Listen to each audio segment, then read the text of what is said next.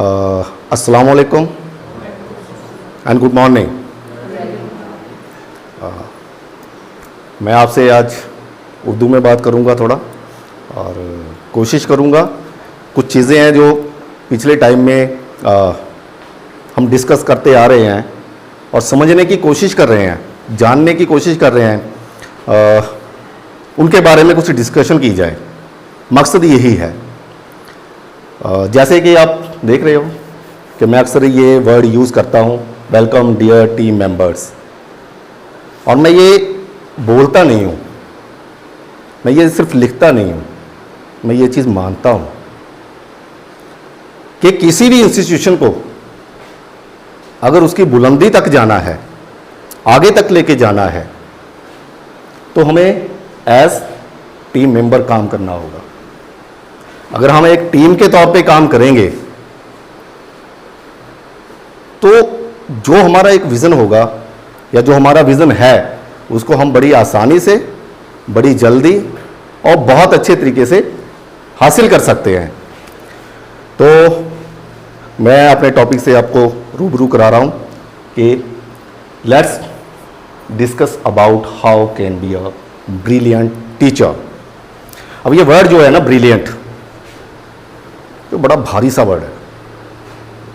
सुन के ऐसे लगता है ब्रिलियंट टीचर क्या होता है ये? हम ब्रिलियंट टीचर्स के बारे में सुनते हैं, बातें करते हैं कि वो बहुत गुड है, बेटर है, बेस्ट है और ब्रिलियंट है, ग्रेट टीचर है। तो ऐसी क्या खूबियां होती हैं, ऐसी क्या चीजें होती हैं उन लोगों में जिनको लोग ब्रिलियंट टीचर बोलना शुरू कर देते हैं?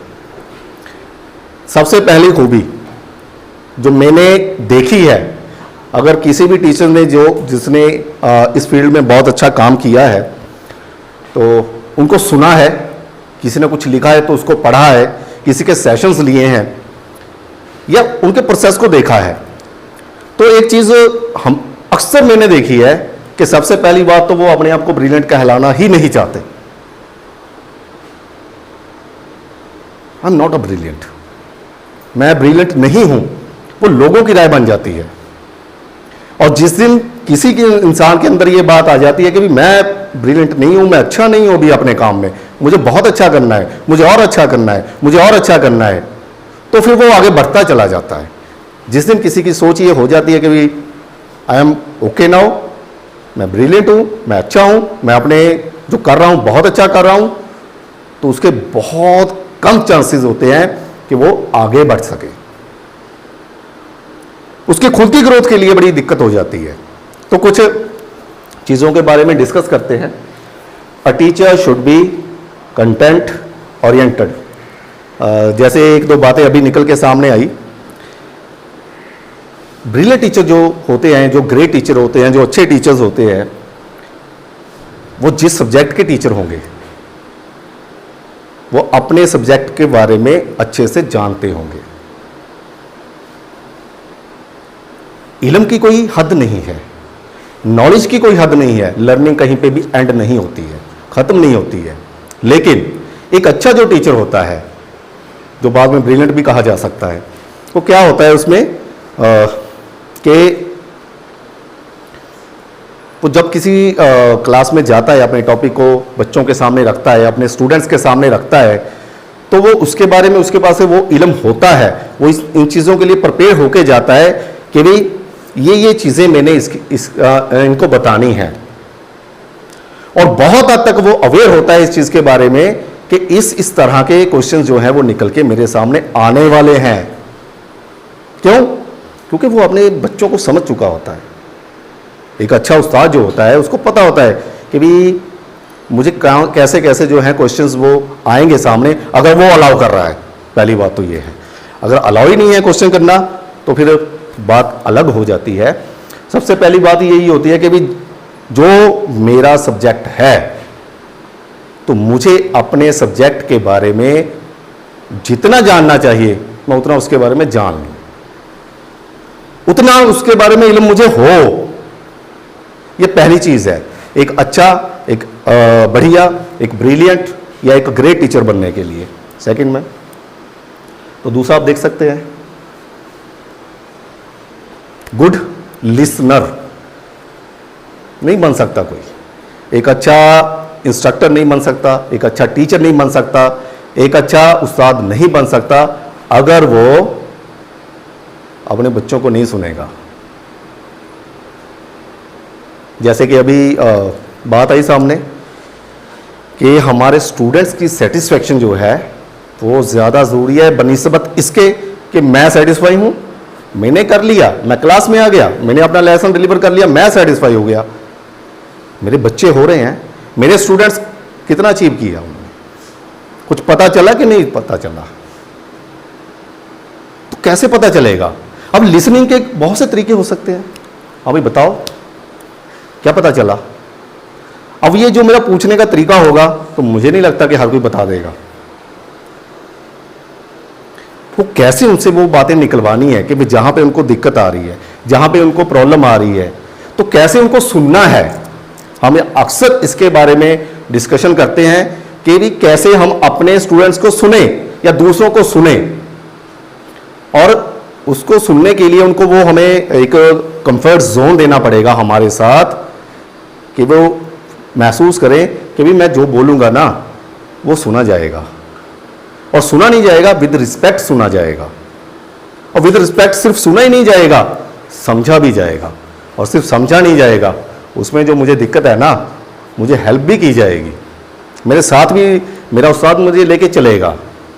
तो अगर लिसनिंग की बात करें तो सिर्फ कानों से सुनना तो नहीं होता है। कानों से तो सुबह से लेके रात तक इंसान हर रोज़ इतनी नई बातें सुनते हैं, जैसे कि हम बात करते हैं कि भी आज क्या नया सीखा। आप एक बार सोचें हम कि भी आज क्या हमने नया सीखा। तो बहुत सी नई बातें, बहुत से नए वर्ड्स हम सुनते हैं, लेकिन वो धीरे धीरे वक्त गुजरता है, निकल जाते हैं, याद भी नहीं रहते हैं। तो कैसे सुनना है? दूसरी चीज़ यही है कि एक अच्छा उस्ताद जो हो उसमें ये क्वालिटी होगी कि वो एक अच्छा सुनने वाला होगा। Next ma'am, creative. अब क्रिएटिविटी की बातें बहुत सी निकल के सामने आती हैं कि क्रिएटिविटी होती क्या है। अब मेरा एक मेथड है किसी सम को, किसी सवाल को, किसी क्वेश्चंस को, किसी बात को, किसी टॉपिक को अपने स्टूडेंट्स के सामने रखने का मेरा एक मेथड है। अब वो मेथड मैं इस्तेमाल कर रहा हूं, बट मुझे जितना रिजल्ट चाहिए वो नहीं मिल रहा। तो क्या होता है, मैं उसको रिपीट करता हूं, रिजल्ट फिर नहीं आता, थोड़ा शायद मतलब पहले से बेटर हो जाएगा, फिर रिपीट करता हूं, फिर रिजल्ट नहीं आता। तो यहां पे टीचर को एक क्रिएटिव होना पड़ेगा कि भी इस तरह से मैं काम कर रहा हूं बच्चों के साथ और वो अंडरस्टैंड नहीं कर पा रहे हैं मेरी बात को, तो इसका दूसरा तरीका हो क्या सकता है? कोई और तरीका है क्या या नहीं है? और मैंने एक बहुत अच्छी बात सुनी थी, मैंने पहले भी बोली है ये बात, कि जो लोग होते हैं ना, उन्होंने बोलने वालों ने ये वर्ड बोला था कि भी बेवकूफ़ लोगों की वो निशानियां क्या होती हैं। उसमें एक ये था कि भी एक ही तरह से एक काम को करते हैं और उम्मीद करते हैं कि मुझे रिजल्ट अलग से आएगा, कोई और रिजल्ट निकल के सामने आएगा। काम करने का तरीका एक ही होता है। तो यही है, अगर एक टीचर क्रिएटिव होगा तो उसके स्टूडेंट क्रिएटिव होंगे। अगर एक टीचर क्रिएटिव नहीं होगा तो स्टूडेंट्स में क्रिएटिविटी पैदा होना बहुत कम चांसेस होते हैं कि वो क्रिएटिव हो जाएंगे। तो बहुत ज़रूरी है इसके लिए कि समझा जाए, जाना जाएगा इस बात को कि भी मैं कैसे कैसे क्रिएट कर सकता हूं अपनी टीचिंग में, अलग अलग मेथड्स को, टेक्निक्स को, अलग अलग चीज़ों को कैसे ला सकता हूं। Next ma'am, good speaker. अब गुड स्पीकर क्या है? पब्लिक स्पीकिंग की बातें होती हैं, स्पीकर बोला जाता है। क्या स्पीकर सिर्फ यही होता है कि भी सामने आके जो मतलब उसमें इतनी हिम्मत, उसमें इतना कॉन्फिडेंस पैदा हो गया कि वो 4 लोगों के सामने जाके बोल सकता है, एक स्टेज अगर मिलती है तो वो बोल सकता है। ये कुछ और चीज़ होती है स्पीकर में। जैसे कि अभी बात कर रहे थे हम, कुछ बातें बड़ी गहरी सी निकल के सामने आई हैं, कैसे बोलना है। अब मैं एग्जाम्पल के तौर पे बोल रहा हूँ कि मैं एक ऐसे पढ़ा रहा हूँ, मैं एक पोइम पढ़ा रहा हूँ, पोइट्री है मेरी, क्या दोनों को बिल्कुल एक ही तरह से बोल रहा हूँ मैं? अगर एक टीचर एक ऐसे को जैसे पढ़ाता है वैसे ही पोइट्री को पढ़ाएगा तो स्टूडेंट क्या समझेंगे कि पोइट्री भी ऐसी ही पढ़ी जाती है, या इसको अलग से पढ़ने का एक और कोई तरीका हो? तो वही है कि उसके बाद जब बच्चों के सामने किसी टॉपिक को रखा जा रहा है तो मेरी आवाज़ कैसी होनी चाहिए?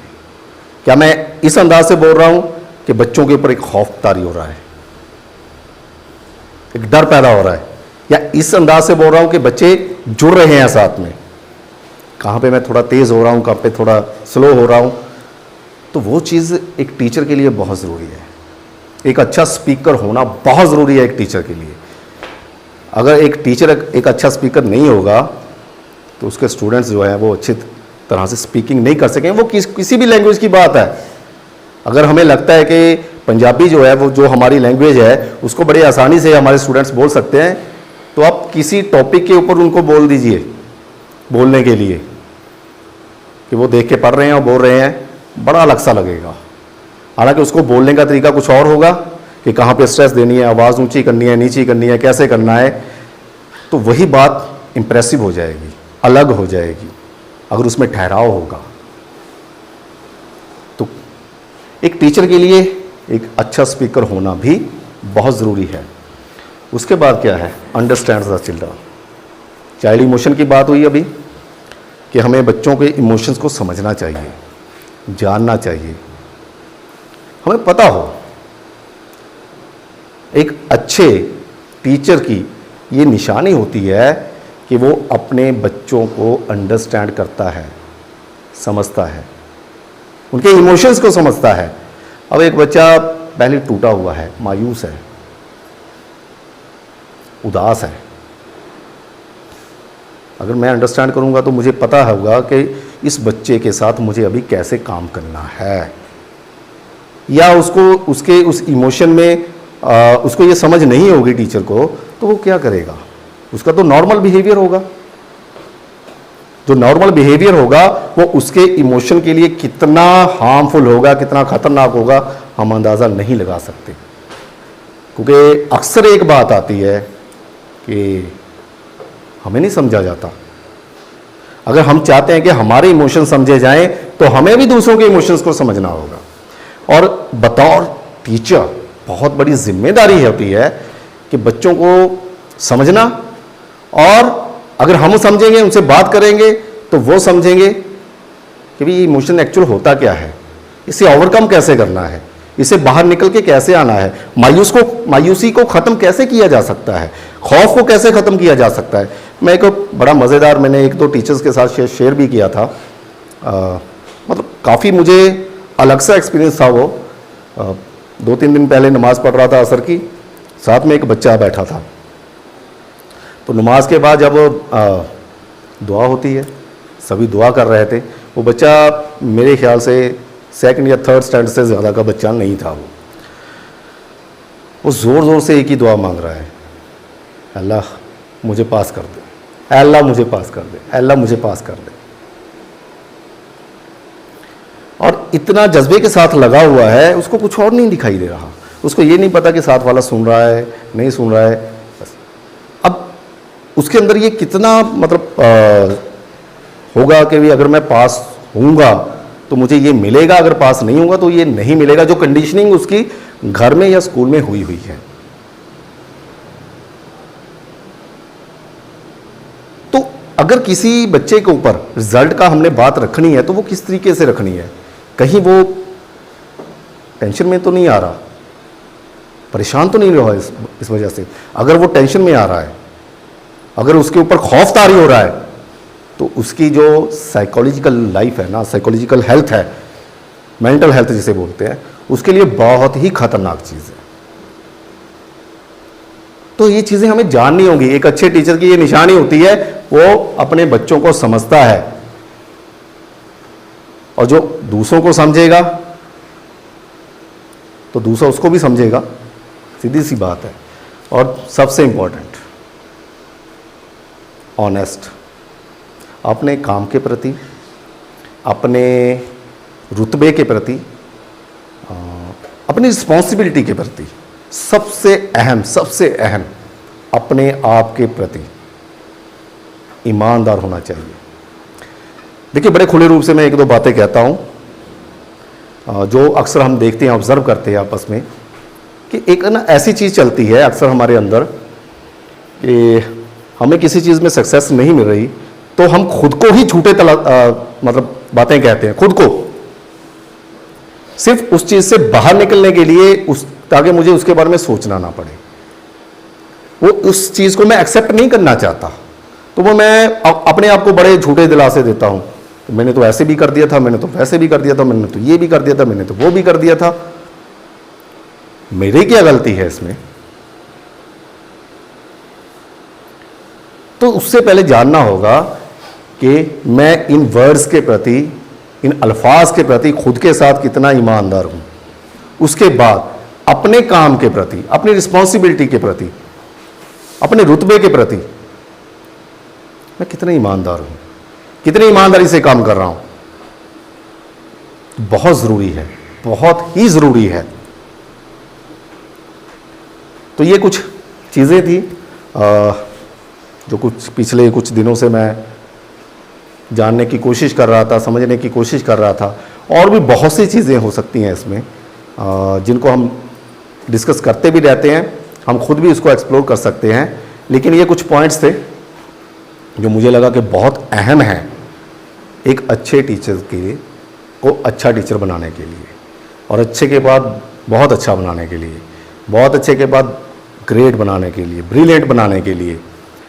तो मुझे उम्मीद है कि हम इन चीज़ों के बारे में देखेंगे, सोचेंगे, समझेंगे। सबसे पहले अपना मुहासबा करेंगे, अपने आप के बारे में सोचेंगे, जानेंगे कि भाई मैं पढ़ा रहा हूँ, मैं कितना जानता हूँ अपने सब्जेक्ट के बारे में, अच्छा सुनने वाला हूँ कि नहीं हूँ, कुछ मैं खुद कुछ अलग कर रहा हूँ, या मेरा तो वही तरीका है और बच्चों को कहता हूँ कि भाई अलग करो, अलग करो, अलग करो। अब जानना पड़ेगा ना, बच्चे तो मुझे कॉपी करते हैं, हम ये बात तो मानते ही हैं। स्पीकर, तो मैं कैसे बोल रहा हूँ, मेरी टोन में, मेरे लहजे में क्या चीज़ें चलती हैं, बच्चों को कितना समझता हूँ मैं, और ईमानदार कितना हूँ। तो इन चीज़ों के बारे में हम सोचें, जानें। कोई बहुत मतलब अलग सी बातें नहीं होती हैं जिनको ब्रिलियंट मान लिया जाता है। कोई स्पेशल तरीके से ऊपर से उतारे नहीं होते हैं। मैं यहाँ पे एक बच्चे का जिक्र करना चाहूँगा आपके सामने, स्पर्श शाह, शायद किसी ने सुना है आप में से, SPARSH, उसके बाद शाह, SHAH। वो एक छोटा बच्चा जिसकी जब पैदाइश होती है 32 इंजरीज थी उसके शरीर में, 32 इतने रॉड्स हैं। बस जब वो 12 या 13 साल की उम्र में आता है, थोड़ा आगे बढ़ता है, तो उसका जो इंटरेस्ट होता है वो म्यूज़िक में है। तो जैसे रिदम होता है, वो प्योर प्लस रिदम से मिला के अपना एक म्यूज़िक तैयार करता है, प्योर रिदम। आप सर्च करते ही देख सकते हो, उसके बारे में पढ़ सकते हो। उसने बहुत सा म्यूज़िक बनाया है, खुद ने बनाया है। व्हील चेयर पर ही रहता है और आज के टाइम में मोटिवेशनल स्पीकर भी है, म्यूज़िक भी बनाता है। इंडियन क्लासिकल और अमेरिकन रैप को मिला के उसने बनाए हैं, बहुत से गाने बनाए हैं। अब वो बच्चा, उसके पेरेंट्स ने देखा कि उसके अंदर ये जो है स्किल है, उसका इंटरेस्ट है, उसका ये पैशन है, उसको एक्सप्लोर करने के लिए वो एनवायरनमेंट दिया, माहौल दिया। तो आज के टाइम में वो हम जैसे लोगों को जो फिजिकली बहुत अच्छे हैं मोटिवेशन सेशन देता है, एक इंस्पिरेशन बना हुआ है। तो किस चीज़ ने उसको तैयार किया। अगर देखा जाए कि हम जिन चीज़ों के बारे में सोचते हैं कि भी यार ये भी दिक्कत है, वो भी दिक्कत है, ये भी मेरे साथ जैसे कहते हैं कि भी मेरे हक में नहीं है, ये सिचुएशन भी मेरे हक में नहीं है, ये तो सब कुछ ही मेरे खिलाफ है, तो मैं क्या कर सकता हूं अकेला। अब जब ऐसे लोगों के बारे में हम देखते हैं, सुनते हैं, पढ़ते हैं, जानते हैं, तो पता चलता है कि भी हमारे पास तो खुदा का दिया हुआ, अल्लाह का दिया हुआ बहुत कुछ है।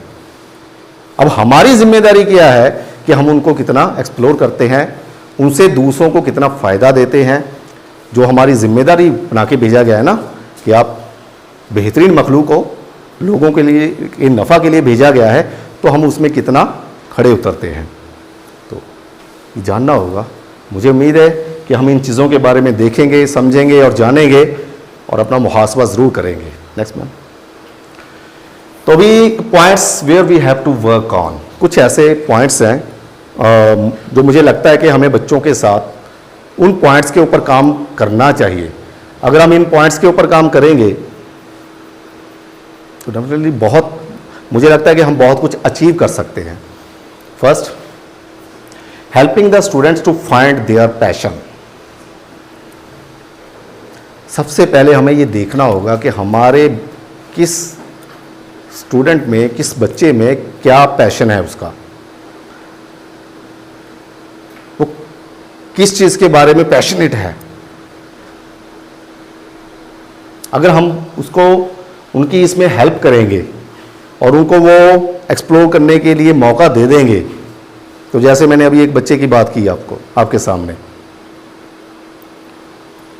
हिस्ट्री क्रिएट हो जाएगी।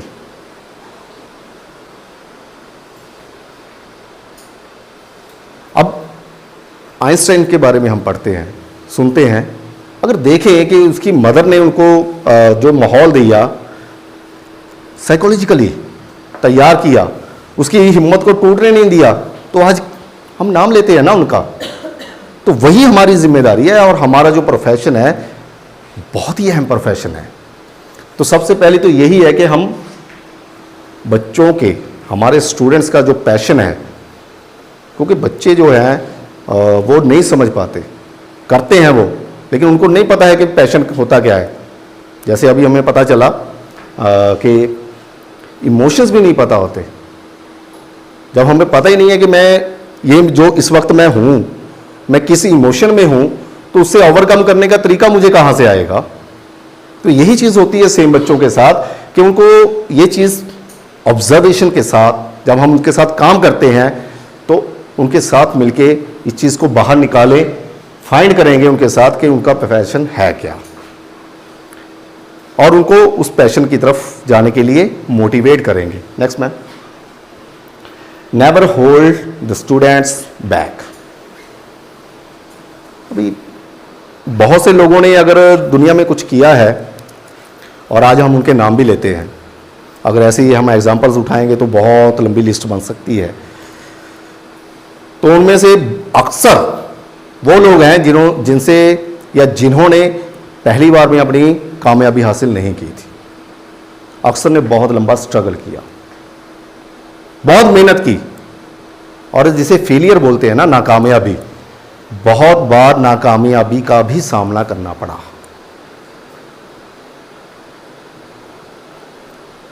लेकिन उन्होंने एक चीज थी उनके पास, कंसिस्टेंसी, कि वो काम करते जाते थे, नाकामयाबी हुई, उसका मुहासबा किया, एनालाइज किया कि नहीं यहाँ पे दिक्कत आई है। तो हमने एक सुनी थी ना वो APJ अब्दुल कलाम साहब की ऑटोबायोग्राफी बारे जो गुलजार साहब ने बोली है।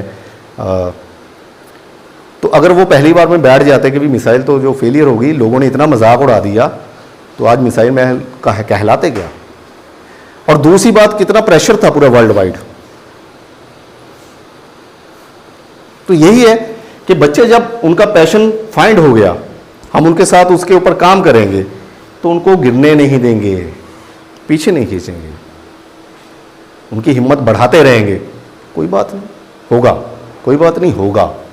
अब ऐसे ट्राई किया है तो थोड़ा अलग से ट्राई करो, कुछ ऐसे भी हो सकता है, कुछ वैसे भी हो सकता है, कुछ वैसे भी हो सकता है।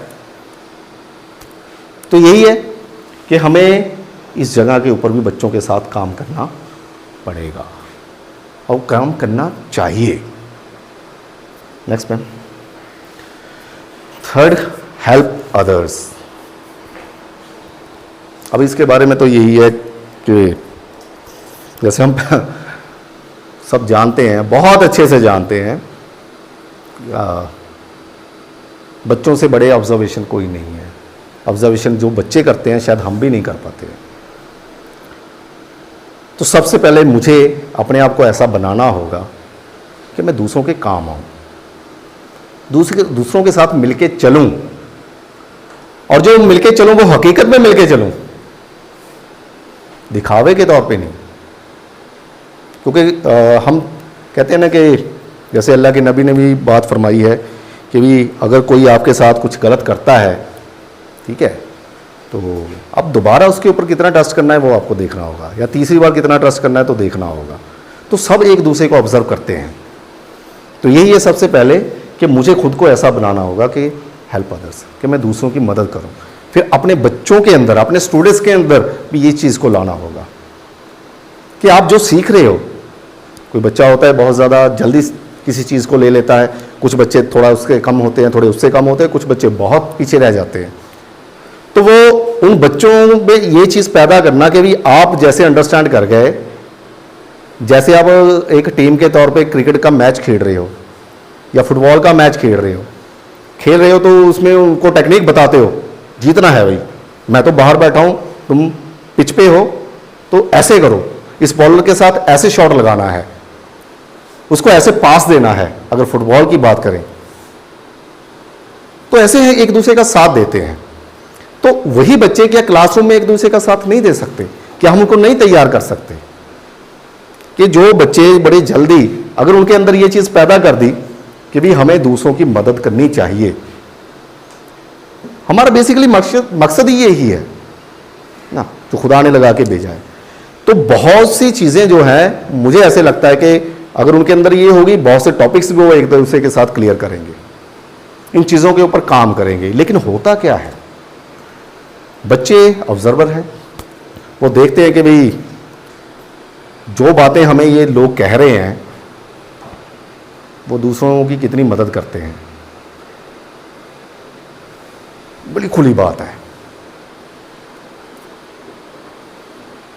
तो अपने ऊपर काम करना सबसे पहले बहुत ज़रूरी है। इसलिए बार बार सेशंस होते हैं, हम आपस में डिस्कशन करते हैं बहुत सी चीज़ों को लेके, ताकि इन चीज़ों को समझ सकें,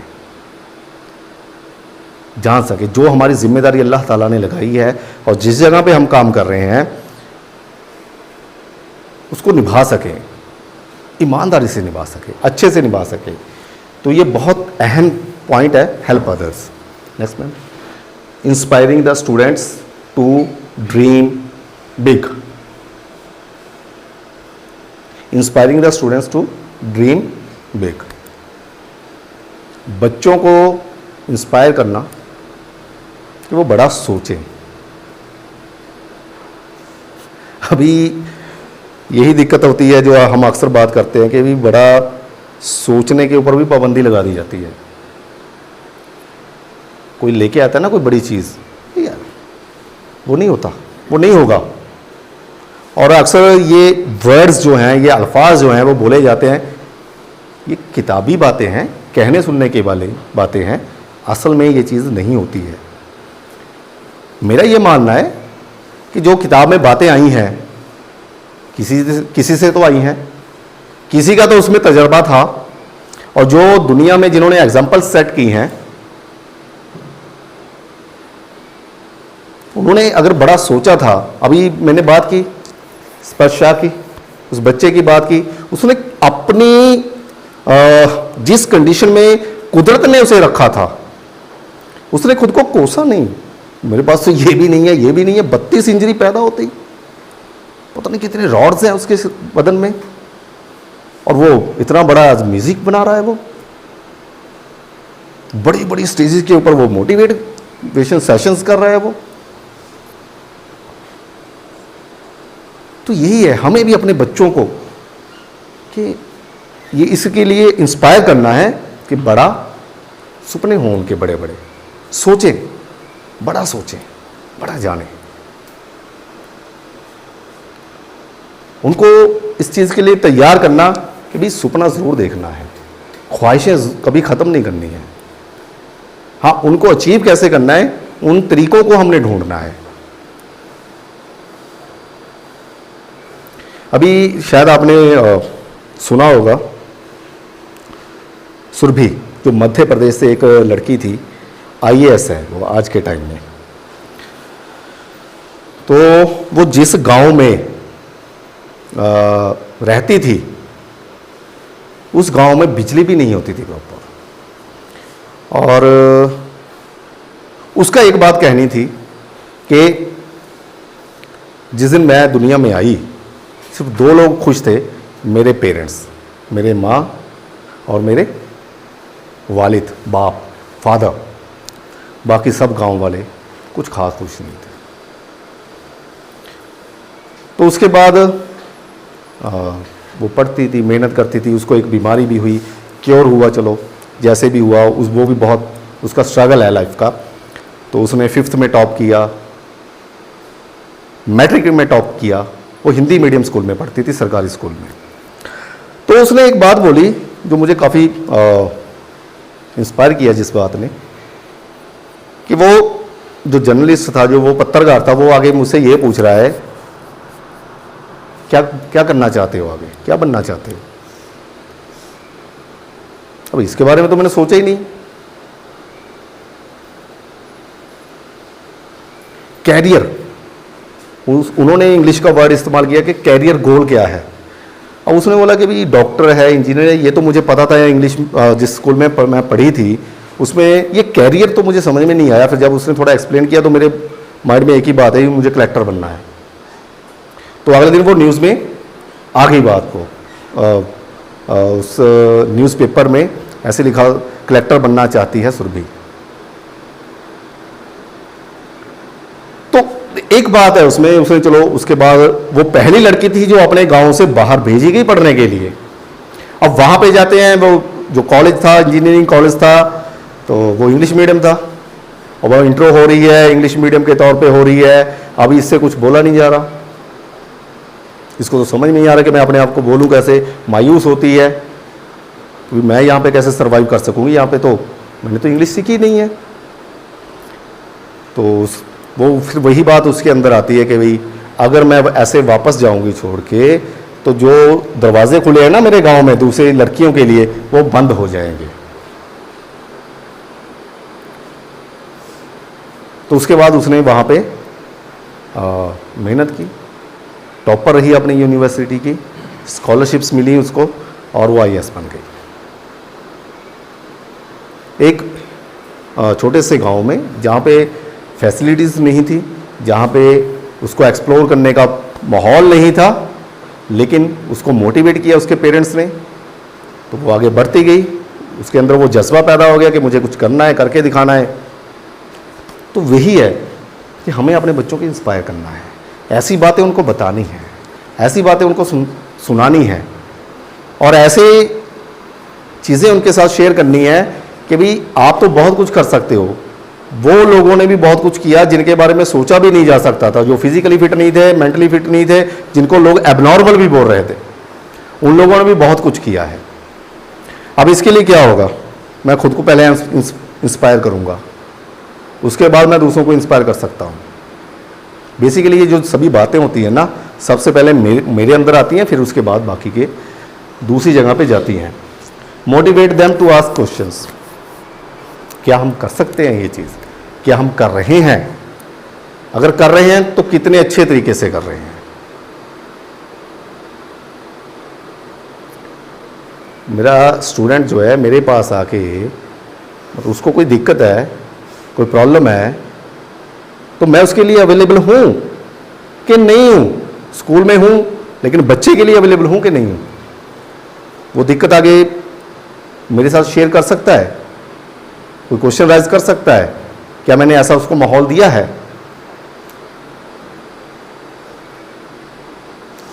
तो पहले खुद को तैयार करेंगे हम इसके लिए कि हम उन चीज़ों के बारे में डिस्कस करें, उन चीज़ों के बारे में क्वेश्चंस रखें,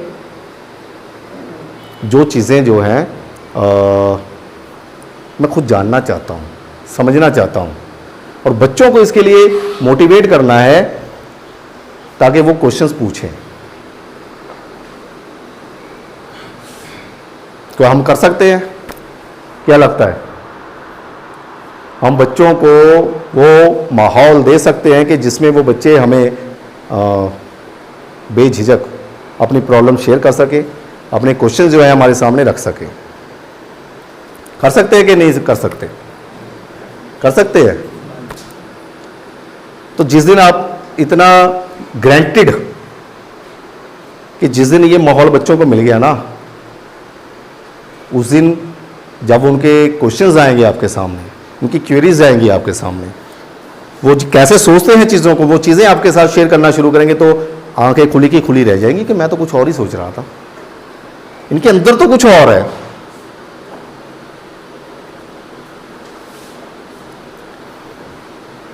तो प्लीज़ हमें इस चीज़ को समझना होगा, जानना होगा, और इन चीज़ों के ऊपर काम करना बहुत ज़रूरी है, बहुत ज़रूरी है। उनके पैशन को पहचानना, उनको थामे रखना, मददगार, इंस्पायर करना, मोटिवेट करना, तो ये कुछ पॉइंट्स थे जिनके ऊपर एज टीचर्स, और मैं ये भी कहूँगा कि वो पॉइंट्स है जो मैं अगर अपने बारे में भी सोचूं ना, तो शायद मैं बहुत कुछ हासिल कर सकता हूँ। क्योंकि मुझे ये लगता है कि मेरा पैशन कुछ और है, मैं कर कुछ और रहा हूँ। अक्सर लोगों की ये दिक्कत है, अक्सर लोगों की पैशन कुछ और है, कर रहा हूँ मैं टीचिंग, करना चाहता हूँ कुछ और, कर रहा हूँ मैं टीचिंग। इसका मतलब मैंने अपने पैशन को नहीं पहचाना, और जिस काम के साथ, जिस काम में मेरा पैशन नहीं है, और जिस काम को करके ईमानदारी से सोचे, एक बात को सिर्फ ज़रा गौर करके और ईमानदारी से इस बात को हम सोच के देखें कि जिस काम को मैं दिल से करना ही नहीं चाहता और उसको कर रहा हूं, तो मैं कितना अच्छे से करूंगा उस काम को, या फिर ज़ाब्ता हो जाएगा पूरा। तो ये हमें अपने बच्चों को इन चीज़ों के लिए तैयार करना है, उससे पहले अपने आप को तैयार करना है।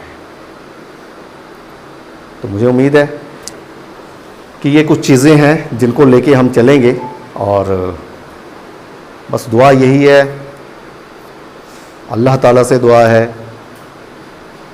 एक यही इल्तिजा है कि जो जिम्मेदारी अल्लाह ताला ने हमें दी है, हम उसको अच्छे से निभाने वाले बन जाएं। ठीक है, और आप सबका बहुत बहुत शुक्रिया इन चीज़ों को सुनने के लिए। नेक्स्ट, और बस यही है आखिर में, thanks and smile from Javed, remember me in your दुआ। और एक बात ये भी कही जाती है कि अगर किसी ने दुआ की दरख्वास्त कर दी तो उसके लिए दुआ करनी चाहिए। ये ज़रूरी हो जाता है, मैंने कुछ लोगों से सुना है। तो प्लीज़ दुआ करें, मेहनत करें, हम सब मिलके चलेंगे, टीम के तौर पर चलेंगे, और टीम के तौर पर ही चलेंगे। एक बार फिर आप सबका बहुत बहुत शुक्रिया।